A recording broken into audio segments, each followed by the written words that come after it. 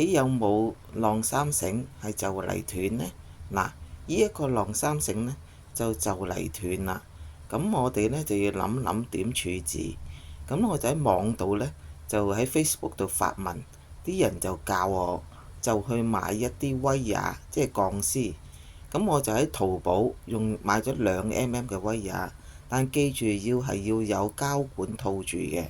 咁樣呢，但係我返嚟用我普通嘅剪鉗呢，係剪唔斷嘅。咁我就走咗去管理處借一支特別嘅工具去剪。咁佢仲配埋嗰個八字夾嘅，但係嗰個八字夾呢，我哋用普通夾呢，亦都夾唔扁佢嘅。咁終於呢，我就成功地做到呢個效果啦。咁個竅門呢，就係我哋要拆翻嗰個舊嗰個夾，因為嗰個係軟身啲嘅。然後呢，即係出咗去出邊掹繩之後呢，係用鉗仔可以鉗到佢嘅。